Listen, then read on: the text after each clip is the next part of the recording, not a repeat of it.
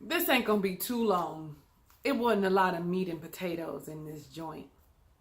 I am your girl, Talisa Rae. What's up? How you doing, Ray of Sunshines? If it's your first time visiting my channel, what up, though? Go ahead, click that red subscribe button to become a Ray of Sunshine, and then the notification bell so you're alerted of all the videos I upload going forward. We are reviewing The Real Housewives of Potomac, Season 3, Episode 3, Meme Your Own Business. Yes, God.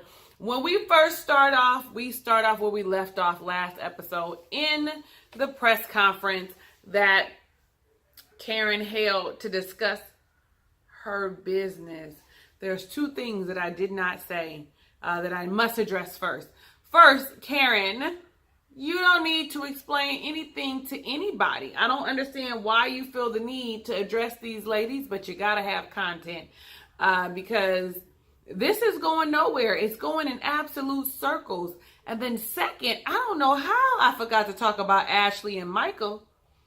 Say what now? Michael had him a whole boyfriend overseas.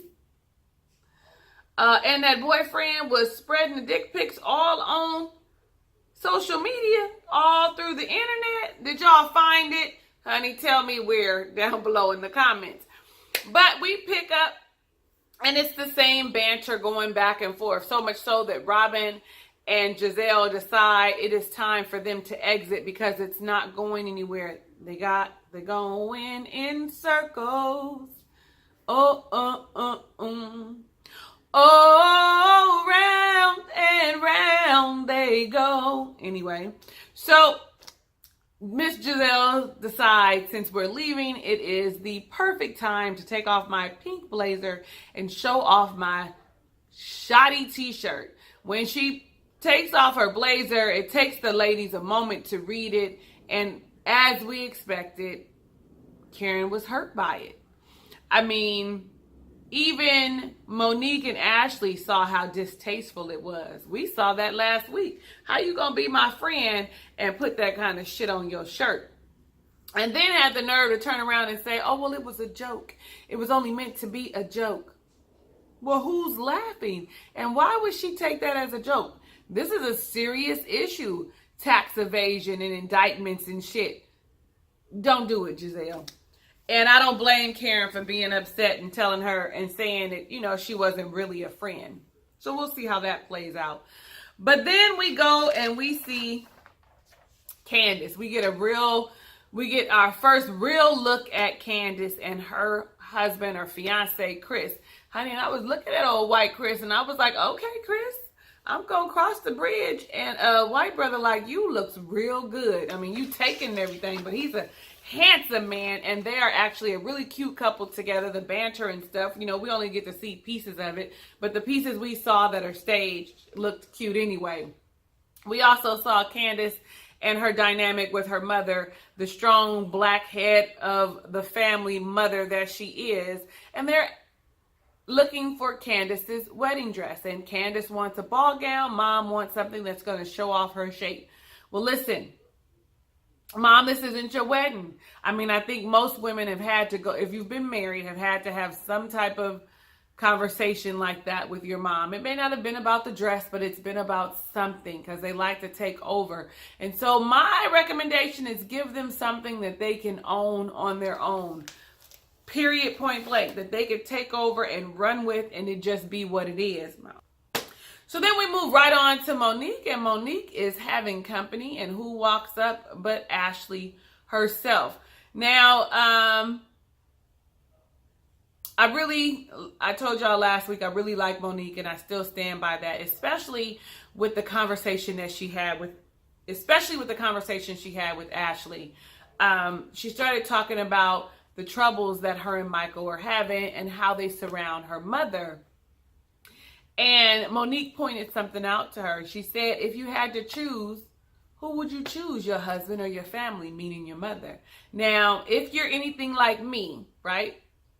If you follow the same principles I do when it comes to marriage, when you get married, you leave your home and cleave to your new spouse. It's no longer about your mother, sister, father, brother. Nim, it's now about your husband and the family you guys create together. So when she asked her and she was taken aback and wouldn't know what she would do, I was like, yeah, that tells me how much you value your marriage and where your loyalty lies. Yes, our loyalty lies with our parents. Don't get me wrong, but their situation could be rectified, and we'll talk more about it in a minute. But I don't think he doesn't want her to have a relationship with her mother, but digging in my pockets is causing havoc. Come on now. And your mother should know when you have a conversation. So I'm sure we'll see how that plays out. Then Candice joins the ladies, and they talk about Chris's party and her wanting to be Monique wanting to introduce Candice to the ladies, which is kind of weird. So now Monique and Candice are closer than Ashley and Candice, because I would think it would be Ashley who wants to introduce her to the ladies. But listen, it don't matter as long as she gets introduced. As long as she gets introduced, I suppose.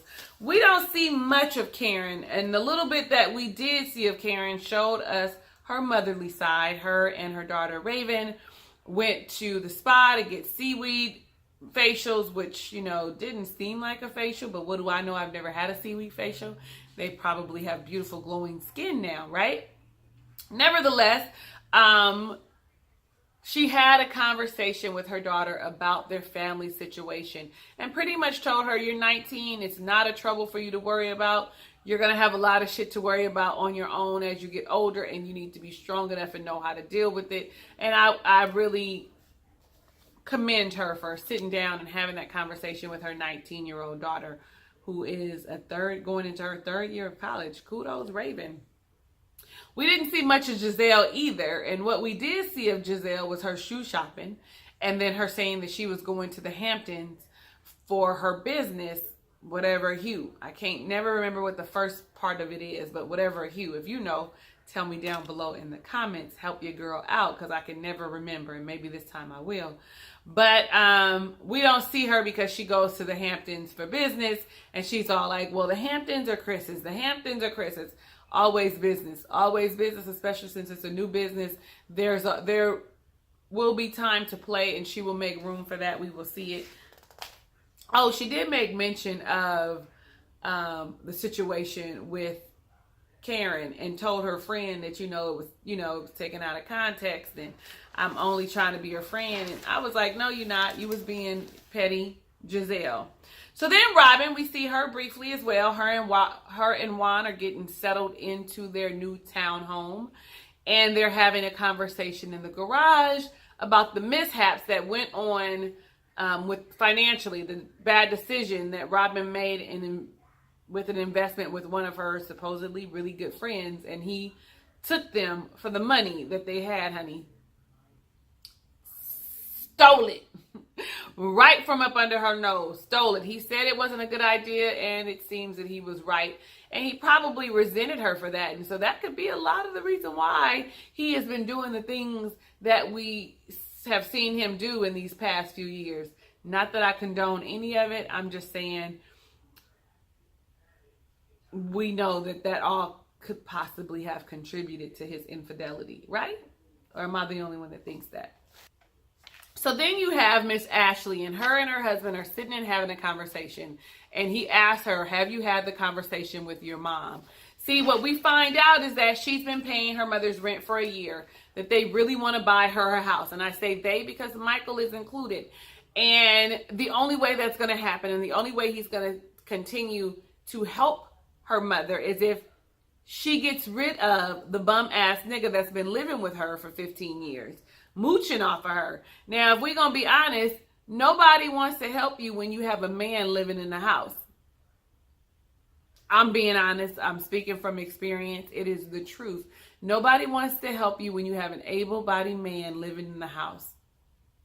Period, point blank. And Ashley feels like since she's been with that man, the whole house has been going downhill. It's been 15 years, but she's only like 26, right? So he's been around since she was 11. Child, it's all too much for me. And so now she needs to make a decision, and she needs to go and talk to her mother about the guy, because we can't help you, and Michael's saying it. And if you don't go and do what you're supposed to do, Ashley, Miss Ashley, little Miss Ashley, you're going to be out of your own coinage and going to be starting from scratch your own damn self. Do you hear me? So then we get to the highlight of the entire episode, which is Chris's 40th birthday party that Monique is throwing for him, as she so eloquently said, with his money, okay? She invites all his family and friends, about 120 guests. Included in those guests, you see Karen and Ray making their first appearance after this whole tax situation. You also see Candice and Chris. We get to see Miss Charisse, who we haven't seen all season because she's no longer a housewife. Now, how did I miss that was happening? She didn't really have a storyline anymore anyway, but so now she's just a friend of the housewives? Well, she makes a guest appearance. We don't see Giselle. She's not there. Of course, Charisse comes up with Robyn out of the same car service.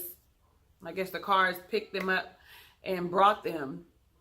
But Charisse and Monique are really close, so she would be there. This is what we found out if we didn't know already. And everything was going well at the party. It was nice. You had the ex-NFL players or his ex-teammates saying nice things about him. We saw his dad showed up, but not his mother. Are they still together, Dad and Mom? Do y'all remember or not? Because, even old people get divorced. They be divorced for a long time, too. So y'all tell me. I'm so nosy and curious. I'd like to know. But the big thing is Robyn has beef with Monique. And Monique is like, let's address it, because we didn't get a chance to address it the last time we were together. And Robyn reminds her of the blog and the things that she said. Like, Robyn does not live up to the same standard that her and the other ladies do. So that was kind of hurtful, but they had moved past it. But now it's all about a meme. It's all about a meme that Robyn saw on a fan page, child.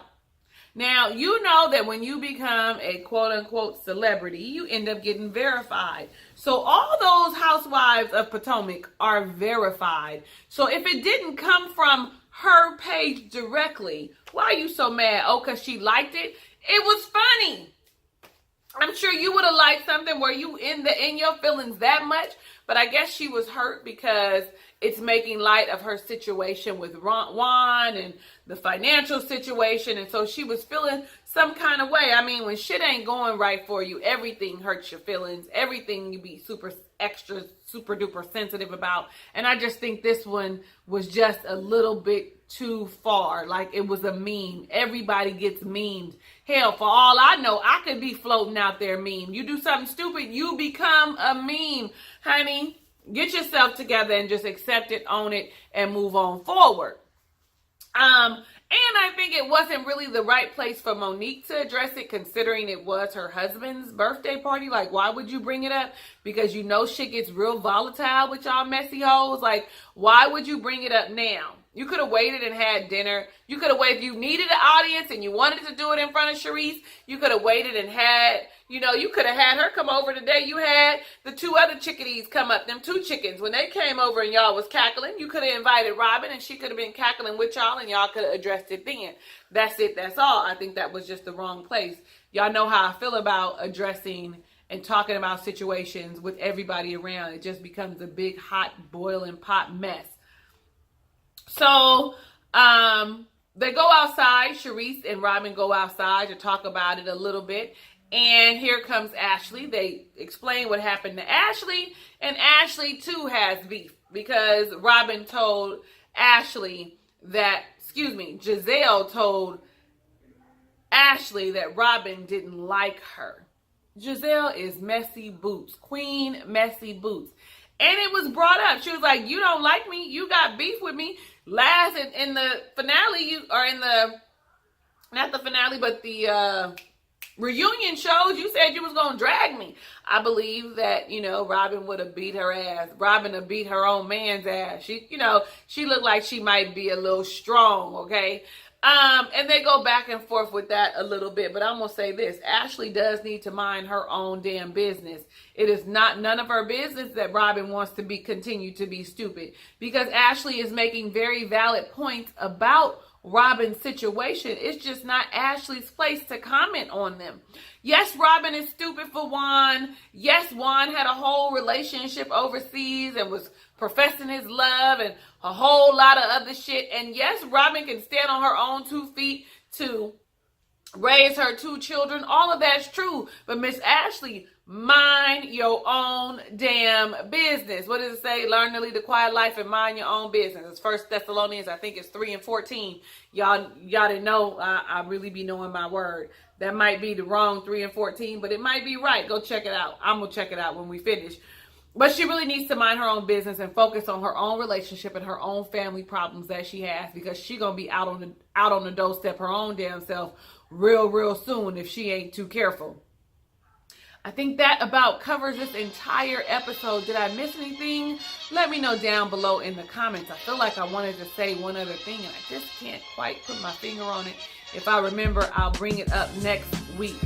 Not a lot of meat in this episode, but it was good enough for us to talk about it. If you got anything to say, drop it down below. Don't forget, if you haven't already, go ahead and click that young subscribe button and then the notification bell so you're alerted of the videos I upload. The two go hand in hand. You can't do one without the other, so you really need to do both. I am your girl, Talisa Rae. Thank you so much for watching my review of The Real Housewives of Potomac Season 3, Episode number 3, Mean Your Own Business. Hugs and kisses and lots of love. I will see you on the next video.